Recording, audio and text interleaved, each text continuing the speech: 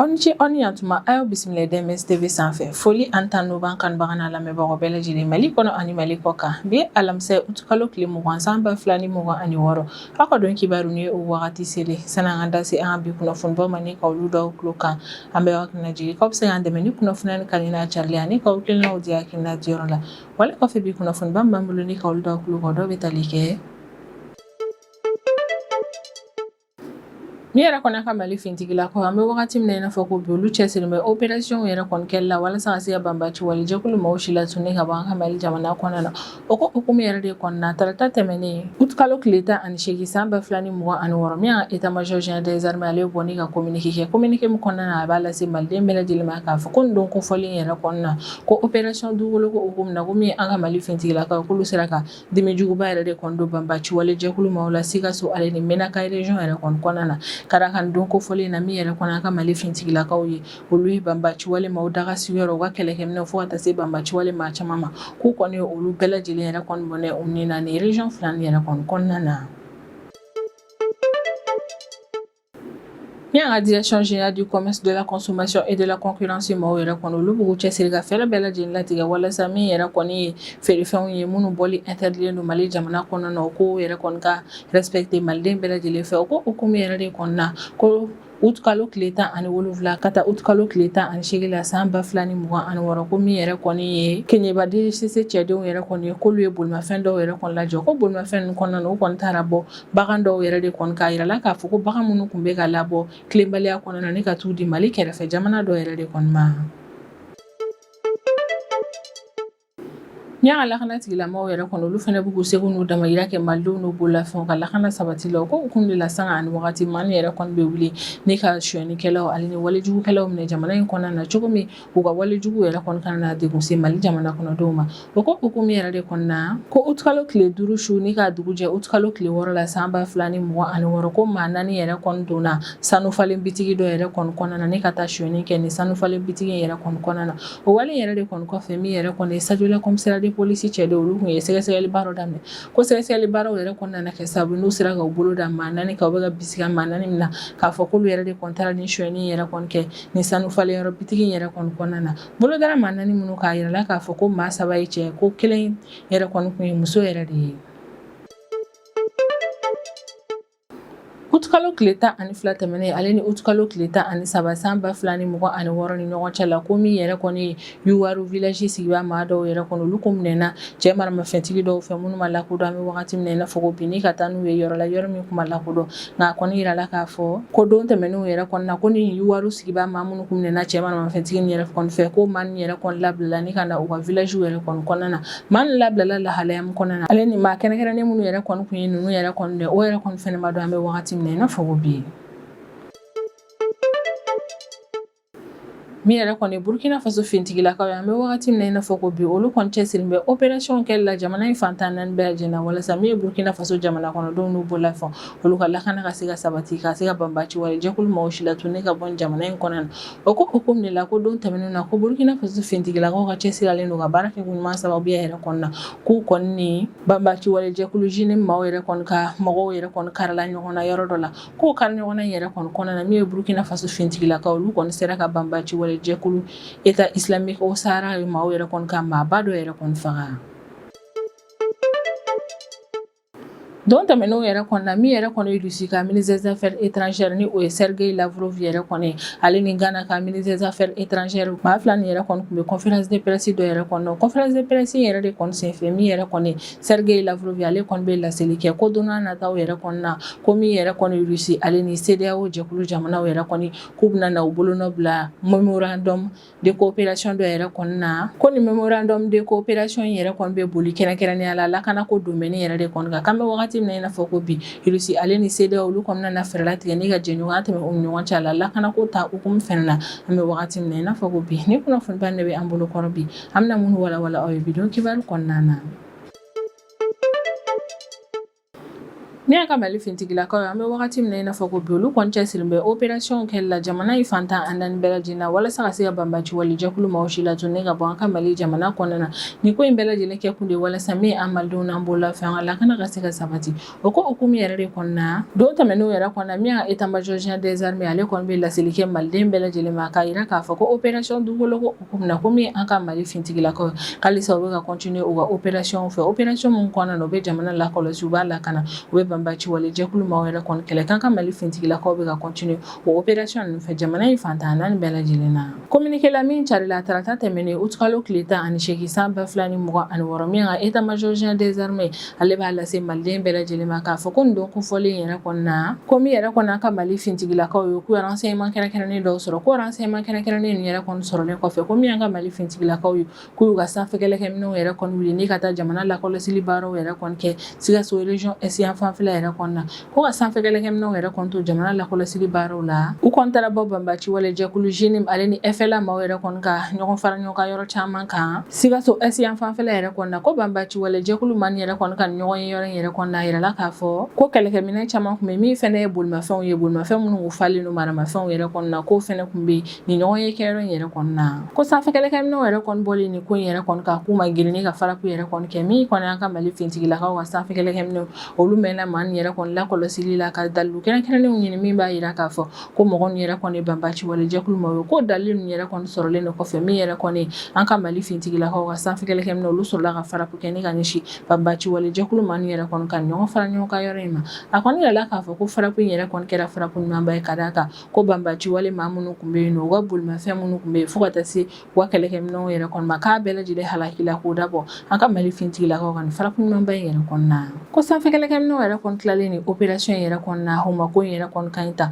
ko sanfɛ kɛlɛkɛminɛw yɛrɛ kɔni continuera jamana lakɔlɔsili baaraw yɛrɛ kɔnɔna ko ka sanfɛ kɛlɛkɛminɛw to jamana lakɔlɔsili baaraw yɛrɛ kɔnɔna u kɔni taara bɔ banbaci wale maaw ka base dɔ yɛrɛ kɔni ka min kun bɛ sunsan kungo yɛrɛ kɔni kɔnɔna ko sanfɛ kɛlɛkɛminɛw yɛrɛ kɔni talen bɔ banbaci walijɛkulu maaw ka nin base kofɔlen kan k'u kɔni ma girinni ka faraku kɛ u mɛnna ni ka renseignement ta ka sɛgɛsɛgɛli baaraw yɛrɛ kɔni kɛ walasa n'a sɔrɔ yɔrɔ in yɛrɛ kɔni banbaci wale maaw tɛ ka se ka o dɔn o sɛgɛsɛgɛli baaraw jaabiw yɛrɛ de kɔni kɔfɛ min ye sanfɛ kɛlɛkɛminɛw olu sɔrɔla ka faraku kɛ ni ka ɲɛsin banbaci walijɛkulu maaw ka nin base kofɔlen yɛrɛ kɔni ma ko faraku in yɛrɛ kɔni kɔfɛ sɛgɛsɛgɛli baara minnu kɛra o sɛgɛsɛgɛli baara in kɔni y'a yira k'a fɔ ko banbaci wale maaw ka nin base kofɔlen yɛrɛ kɔnɔna ko banbaci wale maa caman kun bɛ min fɛnɛ ye kɛlɛkɛminɛn caman ye k'o fɛnɛ kun bɛ yɔrɔ in na ko an ka Mali fintigilakaw ka sanfɛ kɛlɛkɛminɛw ka faraku in kɔni ɲɛna kosɛbɛ ka d'a kan faraku in kɛra sababu ni ka banbaci wale maa caman faga ko kɛlɛkɛminɛn minnu fɛnɛ kun dogon bɛ banbaci wale maaw ka nin base in na k'a bɛɛ lajɛlen halakila k'o dabɔ fintigilakaw ka nin sanfɛ kɛlɛkɛminɛw ka nin faraku ɲumanba in yɛrɛ kɔnɔna ko sanfɛ kɛlɛkɛminɛw yɛrɛ kɔni tilalen ni opération nin yɛrɛ kɔnɔna ko u ma ko in yɛrɛ kɔni ka ɲi ten tuguni min yɛrɛ kɔni ka Mali fintigilakaw ka sanfɛ kɛlɛkɛminɛw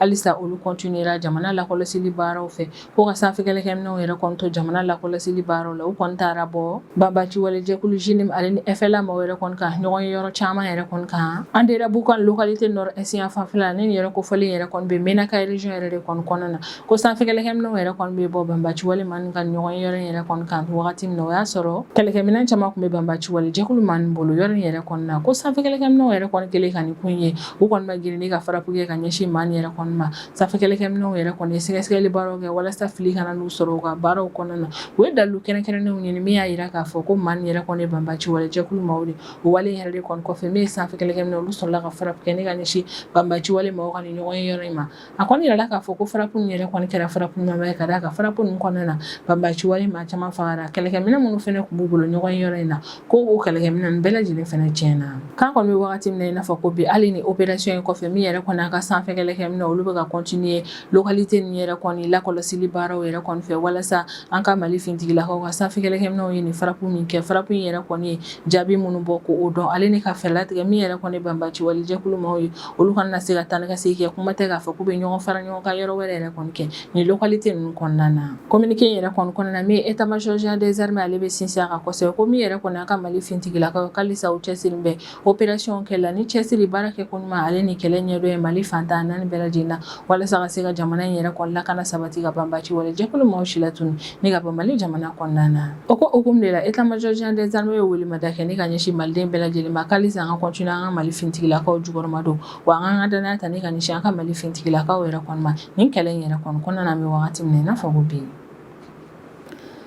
yɛrɛ kɔni an ka direction générale du commerce de la consommation et de la concurrence ma ni o DGCC ma ye sanga ani wagati olu kɔni cɛsirin bɛ contrôle yɛrɛ kɔni kɛli la jamana fantan ani naani bɛɛ lajɛlen na walasa fɛn fɛn yɛrɛ kɔni labɔli interdilen don Mali jamana kɔnɔ na u ka se ka labato maliden kelen kelenna bɛɛ lajɛlen fɛ o ko hukumu yɛrɛ de kɔnɔna ko août kalo tile 17 ale ni août kalo tile 18 san 2026 min yɛrɛ kɔni keɲeba DGCC ma yɛrɛ kɔni k'olu ye camion caman yɛrɛ kɔni minɛ n'a yirala k'a fɔ ko camion minnu yɛrɛ kɔni kun falen don baganw de la bagan minnu kun bɛ ka labɔ tilenbaliya de kɔnɔna na ni k'u bila ka taa Mali kɛrɛfɛ jamana dɔ yɛrɛ kɔni kɔnɔna na ko opération yɛrɛ kɔni kɛra Kayi directeur régional du commerce de la consommation et de la concurrence yɛrɛ de kɔni ka ɲɛmaya yɛrɛ kɔni kɔnɔna na ko ani opération min yɛrɛ kɔni kɛlen filɛ nin ye Kayi DGCC maaw yɛrɛ kɔni fɛ o kɔni y'a yira maliden bɛɛ lajɛlen la k'a fɔ ko min yɛrɛ kɔni ye an ka direction générale du commerce de la consommation et de la concurrence cɛdenw yɛrɛ kɔni o b'a yira k'a fɔ k'olu kɔni cɛsirin bɛ fraude yɛrɛ kɔni kɛlɛli la an ka Mali jamana kɔnɔ na wa DGCC maaw b'u cɛsiri ka fɛɛrɛ bɛɛ lajɛlen latigɛ walasa min yɛrɛ kɔni ye Mali jamana yɛrɛ kɔni ye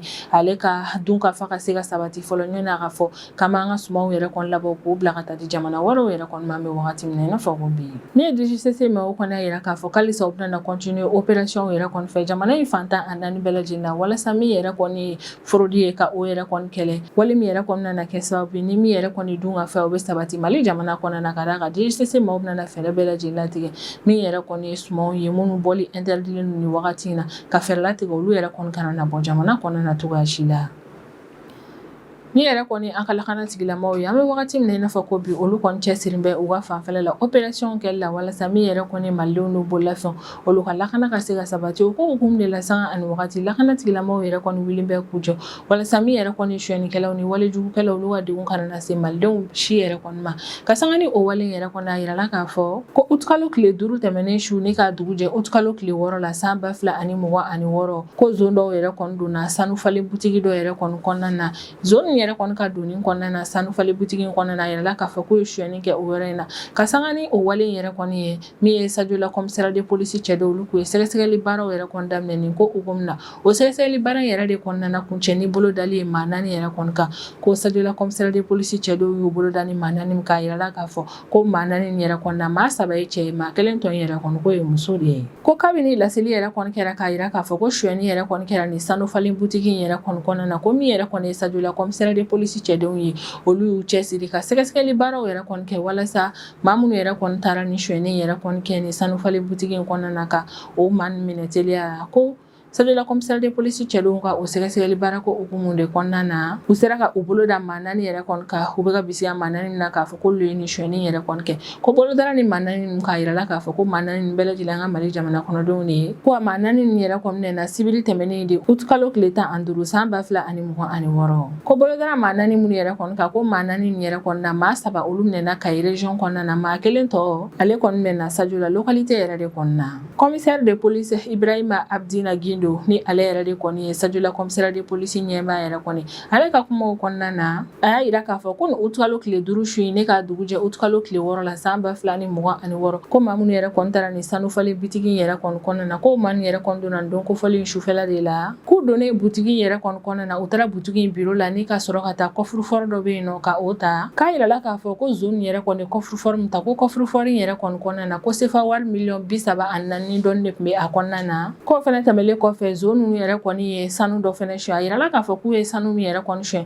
ko sanu in yɛrɛ kɔni feerelen tun bɛ taa sefa wari miliyɔn 2 dɔɔni yɛrɛ de kɔnɔna na jamana in kɔnɔna na ko suɲɛnikɛla ninnu yɛrɛ kɔni tilalen u ka walejugu in yɛrɛ kɔnɔna na k'u kun ye coffre-fort min yɛrɛ kɔni suɲɛ u kɔni ye coffre-fort in yɛrɛ kɔni fili ji dɔ kɔnɔna na o y'a sɔrɔ u ye coffre-fort in yɛrɛ kɔni nafamafɛnw bɛɛ lajɛlen bɔ a kɔnɔ ko kabini Sajola commissariat de police cɛdenw kelen ni k'u boloda ni maa 4 ninnu kan u taara wolomali min kɛ maa 4 ninnu yɛrɛ kɔni fɛ wolomali senfɛ u sera ka saisiba dɔw kɛ u y'u boloda fɛn minnu ka kɛrɛnkɛrɛnnenya la o de ye sefa wari miliyɔn 7 dɔɔni moto den 4 ale ni téléphone den 4 min yɛrɛ kɔni Sajola commissariat de police cɛdenw olu kɔni y'a yira k'a fɔ k'u ye ni saisiba min kɛ ni maa ninnu yɛrɛ kɔni ka so k'u bɛ ka bisiya k'a fɔ ko maa ninnu yɛrɛ kɔni ni fɛn bɛɛ lajɛlen sɔrɔ u ka suyɛni baara in yɛrɛ de kɔni kɔnɔna na u taara min yɛrɛ kɔni kɛ ni sanu falen butigi in kɔnɔna na sebaya sɔrɔlen ni opération yɛrɛ kɔnɔna na u b'a yira maliden bɛɛ lajɛlen la k'a fɔ ko min yɛrɛ kɔni an ka lakana tigilamɔgɔw k'olu cɛsirin bɛ criminalité kɛlɛli la an ka Mali jamana kɔnɔna na walasa ka se ka malidenw n'u bololafɛnw ka lakana sabati ko ani opération min kɛra Sadiola commissaire de police cɛdenw fɛ ko opération yɛrɛ kɔni bɛ tali kɛ opération ko ka jɛ ko hukumu de la u bɛ min kɛ sanga ani wagati walasa ka se ka suyɛnikɛlaw ale ni walijugukɛlaw yɛrɛ kɔni minɛ ko ani opération ko ka jɛ ko in yɛrɛ kɔni a kɔni yirala k'a fɔ ko min yɛrɛ kɔni ye k'a ye police directeur régional yɛrɛ kɔni k'ale de ye ni opération yɛrɛ kɔni sigi sen kan a ka cɛdenw bɛ ka opération minnu kɛ walasa ka se ka suyɛnikɛlaw ale ni walijugukɛlaw minɛ jamana in kɔnɔna na walasa police minnu yɛrɛ kɔni ka cɛsiri baaraw yɛrɛ kɔni nana kɛ sababu n'u sera ka u bolo da ni maa naani nin ka se ka olu fo u ka cɛsiri ale n'u ka baara kɛ ko ɲuman na min yɛrɛ kɔni ye k'a ye police responsable fɔlɔ yɛrɛ kɔni ni o ye contrôleur principal de police Tapa Uri Demba Diallo yɛrɛ kɔni ye ale kɔni y'i senfa tarata don août kalo tile 18 san 2026 ni ka wuli ka taga ni police nin yɛrɛ kɔni lajɛ kɛrɛnkɛrɛnnenya la police mun ye ni opération in kɛ a taara i ɲɛ da ni police nin yɛrɛ kɔni kan walasa ka se ka u fo kosɛbɛ a ye police nin yɛrɛ kɔni fo kosɛbɛ ka d'a kan ko ni opération in kɔnɔna na k'u ye jaabi ɲumanba yɛrɛ de kɔni sɔrɔ wa a bɛ tila k'u encourager kosɛbɛ k'alisa u ka continuer u k'u cɛsiri walasa min yɛrɛ kɔni malidenw n'u bololafɛn olu ka lakana ka se ka sabati jamana fantan naani bɛɛ lajɛlen na ni opération yɛrɛ kɔni sen fɛ min yɛrɛ kɔni fɛnɛ ye k'a ye police yɛrɛ kɔni directeur régional ye ale kɔni bɛ a ka wale ɲuman dɔ kɛ ni ka ɲɛsin k'a ye autorité administrative ale ni militaire yɛrɛ kɔni ma k'a ye région kɔnɔna na ka d'a kan ko sanga ani wagati olu kɔni fɛnɛ bɛ u cɛsiri ni ka lakana tigilamɔgɔw dɛmɛ u ka baaraw kɔnɔna na k'a ye région na a bɛ tila ka welemada kɛ ni ka ɲɛsin jamana kɔnɔdenw ma k'alisa an ka continuer an ka collaboration tɛmɛ n'an ka lakana tigilamɔgɔw ni ɲɔgɔn cɛla la ka d'a kan ko jamana kɔnɔdenw yɛrɛ kɔni kelen ka collaboration tɛmɛ lakana tigilamɔgɔw ni ɲɔgɔn cɛla ko jɔdaba yɛrɛ kɔni bɛ lakana ale ni basigi yɛrɛ kɔni sabatili la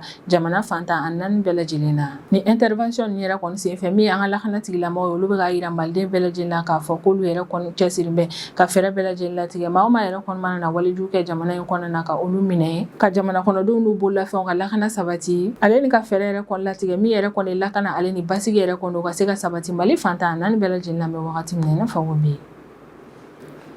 août kalo tile 12 ale ni août kalo tile 13 san 2026 ni ɲɔgɔn cɛ la kɔni yirala k'a fɔ ko nin don kofɔlen yɛrɛ kɔni na ko min yɛrɛ kɔni yuwaru village sigibaa maa dɔw yɛrɛ kɔni k'olu kun minɛna ni ka taa n'u ye maa dɔw fɛ maa minnu ma lakodɔn an bɛ wagati min na i n'a fɔ ko bi k'an kɔni bɛ wagati min na i n'a fɔ ko bi yuwaru village sigibaa maa minnu minɛna ni ka taa n'u ye k'olu yɛrɛ kɔni labilala ni wagati in na ko yuwaru village sigibaa maa nin yɛrɛ kɔni labilala lahalaya min kɔnɔna na an bɛ wagati min na i n'a fɔ ko bi ko yɛrɛ kɔni ma dɔn fɔlɔ wa a yirala k'a fɔ ko août kalo tile 12 ale ni août kalo tile 13 san 2026 ni ɲɔgɔn cɛla yɛrɛ kɔnɔna ko cɛ maramafɛntigi dɔw minnu ma lakodɔn an bɛ wagati min na i n'a fɔ ko bi olu yɛrɛ de kɔni kun nana ni yuwaru sigibaa maa ninnu yɛrɛ kɔni na yuwaru donda la ko wagati min cɛ maramafɛntigi nin yɛrɛ kɔni bɛ na yuwaru village sigibaa maa nin yɛrɛ kɔni na o y'a sɔrɔ village maa nin yɛrɛ kɔni kun bɛ yuwaru village donda yɛrɛ kɔni na wa o kun bɛ fali wotorow yɛrɛ de kɔni kɔnɔna na fali wotoro min bɛ 30 ani kɔ bɔ a yirala k'a fɔ ko fali wotoro in yɛrɛ kɔni kɔnɔna na ko lɔgɔ caman yɛrɛ de kɔni kun bɛ yen nɔ seerew yɛrɛ kɔni ka kɔrɔfɔ la ko cɛ maramafɛntigi minnu nana yuwaru village sigibaa maa nin yɛrɛ kɔni minɛ ko kɔni ye cɛ maramafɛntigi 100 ani kɔ bɔɲankɔ de ye ko cɛ maramafɛntigi nin yɛrɛ kɔni kun bɛ moto de fɛnɛ na ko nin don kofɔlen na o kɛlen ni ka yuwaru sigibaa maa nin yɛrɛ kɔni minɛ k'u kɔni tasuma minɛ ni ka bila yuwaru sigibaa maa nin yɛrɛ kɔni ka fali wotoro 12 yɛrɛ de kɔni na wagati min u bɛ cɛ ninnu yɛrɛ kɔni minɛ ko fali wotoro tɔw yɛrɛ kɔni u ye olu to yen nɔ ko nka an bɛ wagati min na i n'a fɔ ko bi u kun ye yuwaru sigibaa maa minnu minɛ k'olu yɛrɛ kɔni labilala cɛ maramafɛntigi nin yɛrɛ kɔni fɛ nka maa nin yɛrɛ kɔni labilala lahalaya kɛrɛnkɛrɛnnen minnu kɔnɔna na o kɔni ma dɔn fɔlɔ sisan an bɛ tɛmɛ n'an ka jamana kɔfɛ kibaruw ye o kɔnɔna na an bɛ taa Burkina Faso jamana kɔnɔna na min yɛrɛ kɔni ye Burkina Faso fintigilakaw ye an bɛ wagati min na i n'a fɔ ko bi olu cɛsiri bɛ kosɛbɛ banbaci walijɛkulu maaw kɛlɛli baaraw la jamana in fantan naani bɛɛ lajɛlen na walasa min yɛrɛ kɔni ye Burkina Faso jamana kɔnɔdenw n'u bololafɛnw olu ka lakana ka se ka sabati u ka se ka yala u ka jamana fantan naani bɛɛ lajɛlen na lafiya ani lakana kɔnɔna na o ko hukumu yɛrɛ de kɔnɔna na ko don tɛmɛnenw yɛrɛ kɔnɔna na ko kariɲɔgɔnnaba dɔ yɛrɛ kɔni tɛmɛna Burkina Faso fintigilakaw ni banbaci walijɛkulu jini maaw ni ɲɔgɔn cɛla la Bangaw ale ni Dorko ye localité la ni nin yɔrɔ kofɔlen ninnu bɛ Seno province yɛrɛ de kɔni kɔnɔna na ko ni kari ɲɔgɔnna min tɛmɛna Burkina Faso fintigilakaw ni banbaci walijɛkulu jini maaw ni ɲɔgɔn cɛ la ko kari ɲɔgɔnna in yɛrɛ kɔni da ma ja banbaci walijɛkulu ma na ka d'a kan kari ɲɔgɔnna in kɔnɔna na min ye Burkina Faso fintigilakaw olu sera ka Abu Zaid al Burkinabi yɛrɛ kɔni faga n'a yirala k'a fɔ ko nin ma kofɔlen yɛrɛ kɔni banbaci walijɛkulu État islamique au Sahara maaw yɛrɛ kɔni ka maaba dɔ ye n'a yirala k'a fɔ ko nin cɛ kofɔlen yɛrɛ kɔni Burkina Faso ka jamana kɔnɔden da a kɔni yirala k'a fɔ ko kari ɲɔgɔnna in yɛrɛ kɔni fɛnɛ kɛra tɛnɛndonw de août kalo tile 17 san san 2026. Kunnafoniyaw kɔni y'a yira k'a fɔ ko Burkina Faso fintigilakaw ni banbaci walejɛkulu man ka kari ɲɔgɔnnaw yɛrɛ kɔni kɔnɔna na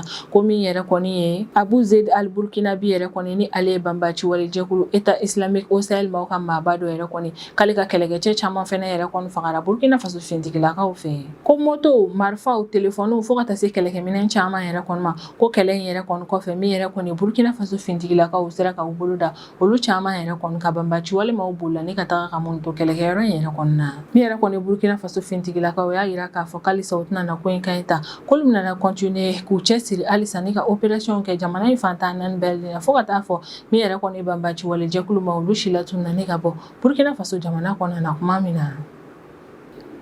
Tɛnɛn tɛmɛnen août kalo tile 17 san 2026 min yɛrɛ kɔni Russie ka ministre des affaires étrangères ni o ye Sergei Lavrov ye ale ni Ghana ka ministre des affaires étrangères ni o ye Samuel Ablakou yɛrɛ kɔni ni maa fila ni yɛrɛ kɔni tun bɛ conférence de presse dɔ yɛrɛ kɔni na Russie faaba la ni o ye Moscou yɛrɛ kɔni ye. O conférence de presse yɛrɛ kɔni sen fɛ min yɛrɛ kɔni Russie ka ministre des affaires étrangères ni o ye Sergei Lavrov ale kɔni b'a lase diɲɛmɔgɔ bɛɛ lajɛlen ma k'a fɔ ko donna nataw yɛrɛ kɔni na ko Russie ale ni CEDEAO jɛkulu jamanaw yɛrɛ kɔni k'u bɛna u bolonɔ bila memorandum de coopération sɛbɛn dɔ yɛrɛ kɔni na n'a yirala k'a fɔ k'u bɛna u bolonɔ bila ni sɛbɛn min yɛrɛ kɔni na ko sɛbɛn yɛrɛ kɔni bɛ tali kɛ lakanako domaine yɛrɛ de kɔni na Russie ale ni CEDEAO jamanaw ni ɲɔgɔn cɛla la. Russie ka ministre des affaires étrangères yɛrɛ kɔni ka kɔrɔfɔ yɛrɛ kɔni na k'ale ni Ghana ka ministre des affaires étrangères yɛrɛ kɔni ka ɲɔgɔn ye kɔnɔna na k'u ka kumaw bolila fɛnɛ fɛrɛlatigɛw la walasa jɛɲɔgɔnya min yɛrɛ kɔni bɛ Russie ale ni farafinna ni Union africaine ni ɲɔgɔn cɛla la ka fɛrɛlatigɛ ni ka dɔ fara o jɛɲɔgɔnya nin yɛrɛ kɔni kan wa y'a yira k'a fɔ ko Russie ale ni farafinna ka sommet sabanan min yɛrɛ kɔnɔna na kɛ donna nataw la ni o bɛna na kɛ Russie jamana kɔnɔna na kɛrɛnkɛrɛnnenya la Moscou octobre kalo laban nata in na san 2026 ko o sommet in yɛrɛ kɔni sen fɛ min yɛrɛ kɔni Russie ale ni Union africaine yɛrɛ kɔni olu bɛna fɛɛrɛ yɛrɛ kɔni latigɛ ni partenariat min bɛ u ni Union africaine ni ɲɔgɔn cɛ la halisa ka dɔ fara o partenariat in yɛrɛ kɔni kan min yɛrɛ kɔni Russie ka diplomatie ɲɛmaa yɛrɛ kɔni ale b'i profiter u ka conférence de presse in sen fɛ ni k'a yira k'a fɔ ko min yɛrɛ kɔni Ghana jamana ɲɛmaa ye k'ale kɔni ye a confirmer ka ban k'a fɔ ko Russie ale ni farafinna ka sommet sabanan min bɛna na kɛ octobre kalo nata in na ko min yɛrɛ kɔni ale Ghana jamana ɲɛmaa ye k'a kɔni bɛna i sen don o sommet ko in yɛrɛ kɔni na Russie jamana kɔnɔna na. Conférence de presse in yɛrɛ kɔni sen fɛ min ye Sergei Lavrov yɛrɛ kɔni a b'a da se Sahel lakanako lahalaya ma an bɛ wagati min na i n'a fɔ ko bi a ka kumaw kɔnɔna na a y'a yira k'a fɔ k'an bɛ wagati min na i n'a fɔ ko bi ko Russie jɔrɔlen don kosɛbɛ ka d'a kan sɛgɛsɛgɛli baaraw kɔni y'a yira k'a fɔ ko jɛkulu maramafɛntigi dɔw minnu yɛrɛ kɔni bɛ ka u ka walejuguw yɛrɛ kɔni kɛ Sahel région yɛrɛ kɔni kɔnɔna na k'a kɔni yirala k'a fɔ ko jɛkulu maramafɛntigi ninnu yɛrɛ kɔni ko u dɛmɛnen yɛrɛ kɔni don Ukraine jamana kɔnɔden dɔw fɛ. A ka kumaw kɔnɔna na a y'a yira k'a fɔ ko in yɛrɛ kɔni tɛ i n'a fɔ banbaci wale maaw ka binkani wale dɔrɔn ko an bɛ wagati min na i n'a fɔ ko bi ko Sahel région ko yɛrɛ kɔni ko o kuma na k'a kɔni yiran bɛ k'a fɔ ko jamana dɔ yɛrɛ de kɔni bɛ ka banbaci walew ta ni ka ɲɛsin Sahel jamanaw yɛrɛ kɔni ma. Samuel Ablakou ka fanfɛla yɛrɛ kɔni na ni ale de Ghana ka ministre des affaires étrangères ye ale kɔni ka kumaw kɔnɔna na a y'a yira k'a fɔ k'an bɛ wagati min na i n'a fɔ ko bi ko min yɛrɛ kɔni olu Ghana ye k'olu ye décision yɛrɛ kɔni ta ka baara yɛrɛ kɔni kɛ walasa bɛn ale lakana ka se ka sabati k'i n'a fɔ bɛɛ lajɛlen yɛrɛ kɔni b'a kalama cogo min k'an bɛ wagati min na i n'a fɔ ko bi ko Sahel lakanako yɛrɛ kɔni tɔ bɛ ka gɛlɛya dɔɔni ka d'a kan a kɔni yirala k'a fɔ ko Sahel région yɛrɛ kɔni kɛn bɛ banbaci wale maaw yɛrɛ kɔni dagasigiyɔrɔba dɔ de ye ni yɔrɔ min n'a yirala k'a fɔ ko diɲɛ banbaci wale maaw yɛrɛ kɔni bɛ to ka taa u sigiyɔrɔ in yɛrɛ kɔni na a y'a yira k'a fɔ ko min yɛrɛ kɔni ale ka jamana ye ni o ye Ghana ye ko olu yɛrɛ kɔni bɛna dɔ fara u ni Russie ka coopération yɛrɛ kɔni ka walasa baara minnu yɛrɛ kɔni bɛ ka kɛ lakana ka se ka sabati Mali Burkina Faso ale Niger jamanaw yɛrɛ kɔni kɔnɔna na ka fɛrɛlatigɛ ni ka o jamana ninnu dɛmɛ lakana sabatili la o yɔrɔw la. Samuel Ablakou ka kumaw kɔnɔna na a yira k'a fɔ k'olu bɛn'a kan k'a fɔ ko u ni Russie bɛna coopérer walasa min yɛrɛ kɔni ye olu baden ale ni u teri Mali Niger ale ni Burkina Faso ye ka se ka o jamana saba nin yɛrɛ kɔni dɛmɛ lakana sabatiliko la u ka jamanaw kɔnɔna na. An kɔni bɛ wagati min na i n'a fɔ ko bi min yɛrɛ kɔni ye CEDEAO ale ni Russie yɛrɛ kɔni olu kɔni y'a yira k'a fɔ ko wagati nataw yɛrɛ kɔni na u bɛna na u bolonɔ bila memorandum de coopération dɔ yɛrɛ kɔni na walasa ka se ka jɛɲɔgɔnya yɛrɛ kɔni tɛmɛ Russie ale ni CEDEAO ni ɲɔgɔn cɛla yɛrɛ kɔni la lakanako sira yɛrɛ kɔni na an bɛ wagati min na i n'a fɔ ko bi. Ni ne bɛ dan sigi an ka bidon kibaru la an b'an kanubaga n'a lamɛnbagaw bɛɛ lajɛlen fo Mali kɔnɔ ani Mali kɔ kan an bɛ hakilina jigin k'aw bɛ se k'an dɛmɛ ni kunnafoniya ni kan n'a carili ani k'aw hakilinaw di hakilina diyɔrɔ la wale kɔfɛ an b'a fɔ an ɲɛna ko aw k'an bɛn a ɲɔgɔnna wɛrɛ ma.